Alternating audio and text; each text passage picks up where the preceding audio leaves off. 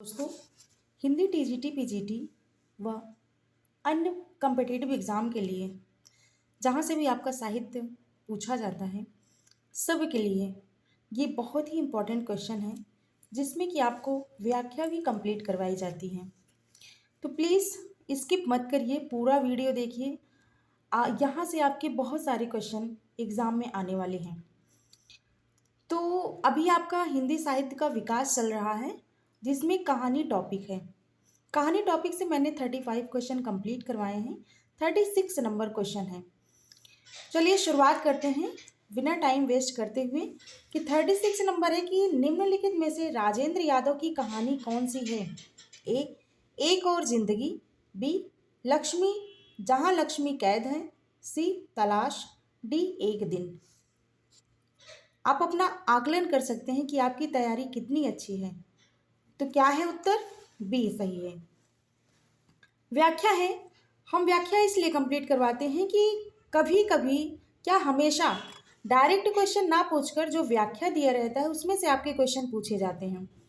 तो चलिए, जहाँ लक्ष्मी कैद है, अभिमन्यु की आत्मकथा, छोटे छोटे ताजमहल, किनारे से किनारे तक, प्रतीक्षा, टूटना और अन्य कहानियाँ, अपने पार इत्यादि राजेंद्र यादव की प्रमुख कहानी संग्रह है।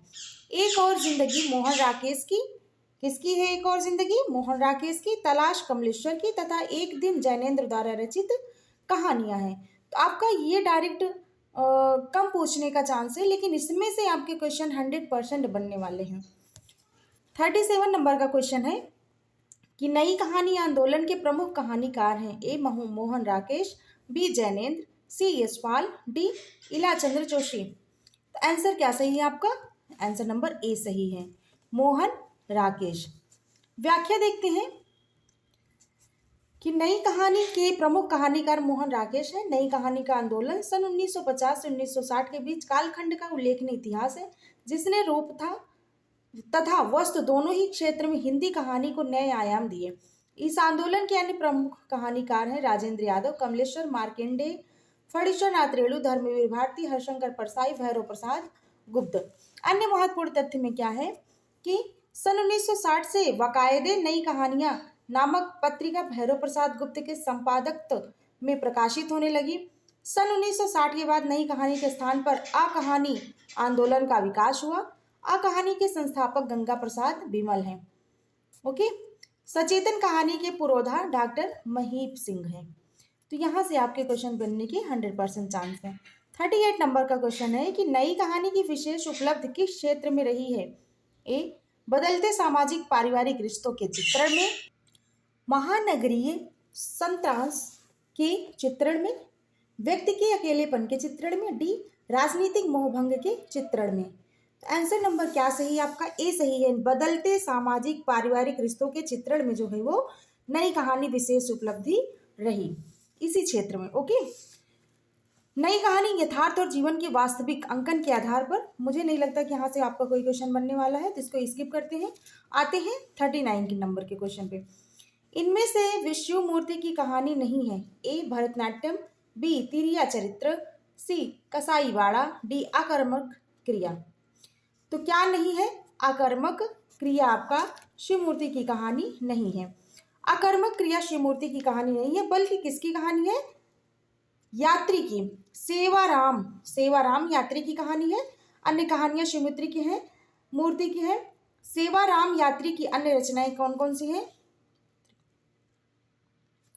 उपन्यास, दराजों में बंद दस्तावेज, लौटते हुए कई अंधेरों के पार, अपरिचित शेष, चांदनी के आर पार, बीच की दरार, टूटते दायरे आदि जो है ये किसकी कहानी है? ये है सेवाराम मूर्ति की, सेवाराम यात्री की कहानी है। ठीक है, कहानी संग्रह इनका क्या है? केवल पिता, धरातल, टापू पर अकेले, दूसरे चेहरे, काल विदूषक, सिलसिला और खंडित संवाद, ये भी इनका क्या है? कहानी संग्रह है। ऊपर वाला उपन्यास था, ठीक है, और ये जो है कहानी संग्रह है। 40 नंबर है, कसाईवाड़ा कहानी के लेखक कौन है? ए, शिवमूर्ति। बी, सतीश जमाली। सी, अखिलेश। डी, मंजूर एहतेशाम। तो किसका है? शिवमूर्ति का है।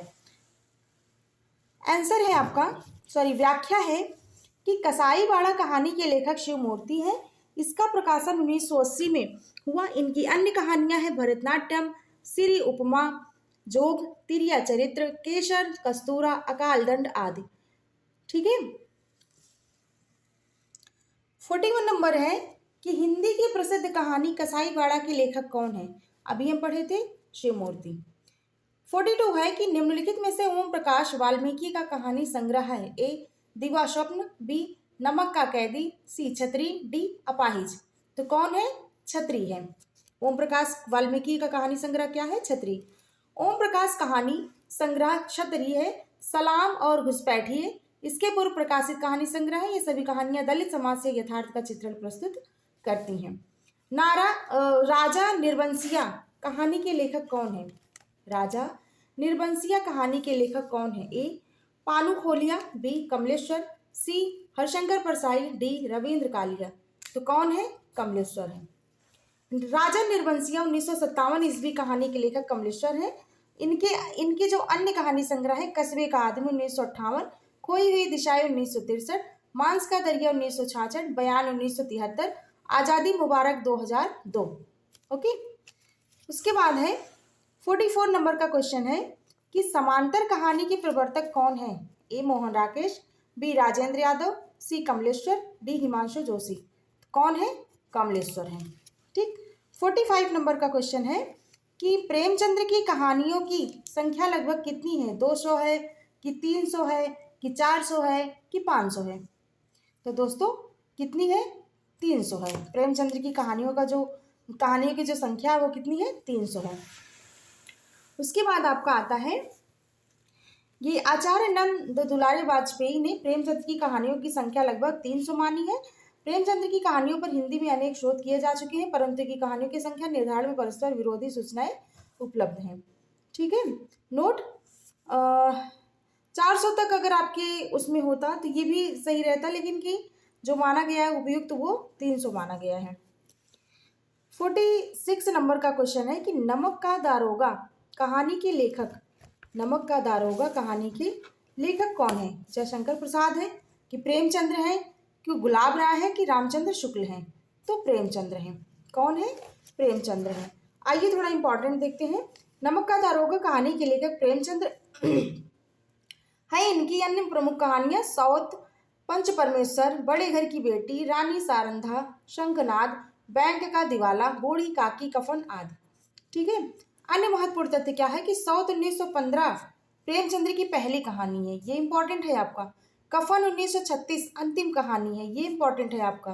पंच परमेश्वर में ग्राम पंचायत के आदर्श को उभारा गया है। नमक का दारोगा में ईमानदारी और बड़े घर की बेटी में संयुक्त परिवार की मर्यादा प्रतिष्ठित की गई है। ठीक है। अन्य कहानियों पर आइए हम देखते हैं, क्योंकि कुछ भी पूछा जा सकता है।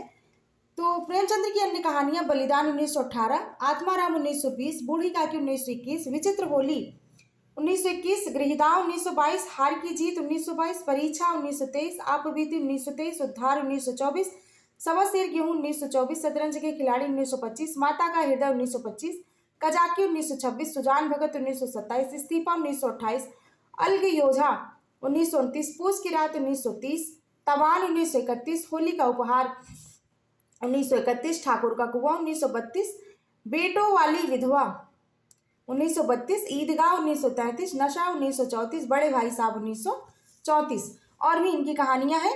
ये तो जो इम्पोर्टेंट है वो दिया गया है।